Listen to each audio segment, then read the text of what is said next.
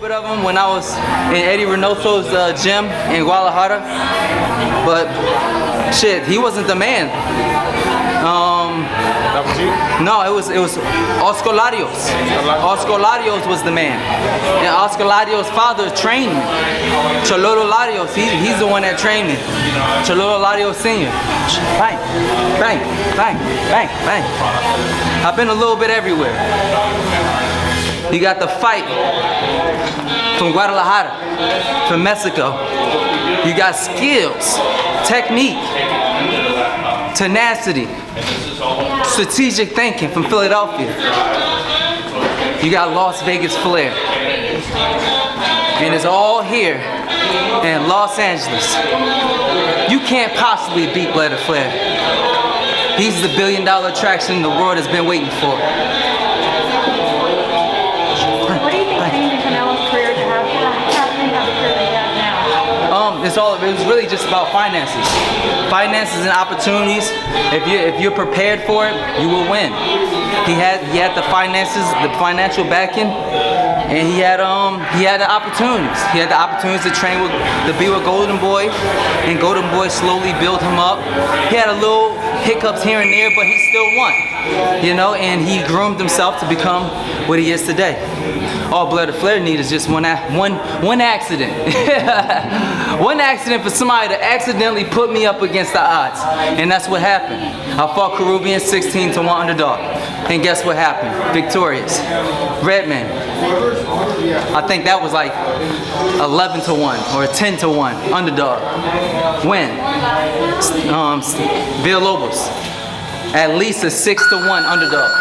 In his city. No less. Win.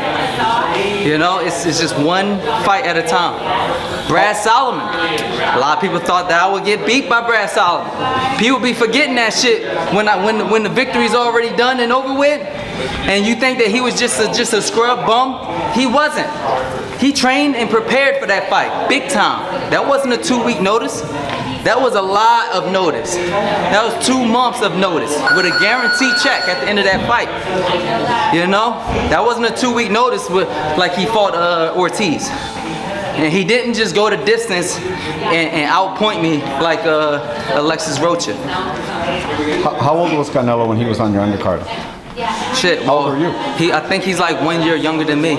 So like when I was about 16, he had to be like 15.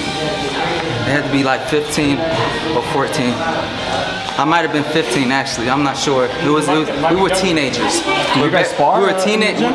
No, because he would leave that gym, and he had left that gym and went with Eddie. You know, and I didn't go with Eddie. I just stayed in the gym and stayed like reigning supreme there. And it was just something, you know. I didn't really notice Canelo because like I was the guy, but then he went pro, and a lot of the guys that was in the gym and the trainers was like, "Oh man, you need to fight this guy. They just giving him bums, this and this and this and that. It's like easy, and you could beat him. You should beat him right now before he goes somewhere because they got a lot of money put back behind him. You might as well just go ahead and take some of that money right quick." And I gave it some thought, like just go ahead and go pro right away, you know, like okay. But I was like, nah, I want to just stay amateur and you know, and do what I do. Because I don't really know what I look like, honestly. I didn't know how good I was. I'm out there just throwing dubs, you know, but and winning.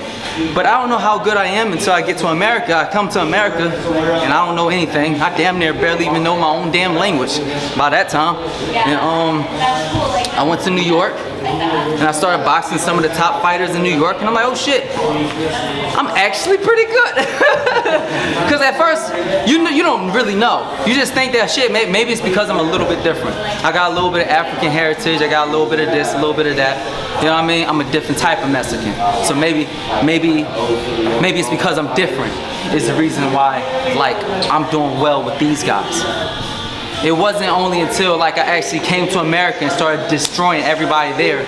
I'm like, oh shit, I'm actually good. I wasn't being lied to, you know?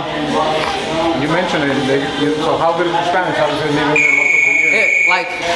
like at the time it was getting pretty good, but like when at the time in my mindset, like right now I'm learning Spanish over, because I didn't have a lot of friends like after Mexico I didn't have a lot of friends to speak with, so it kind of fell off, and I became lazy.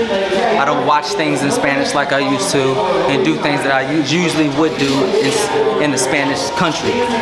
But I was going to ask you for a Spanish message to Canelo. You know, obviously, you mentioned the fight. I'm gonna save that. Until maybe after the fight. Hey guys, thank you guys so much for coming. This is a wrap. Thank you, Blair. Thank you everybody for coming. Thank you so much.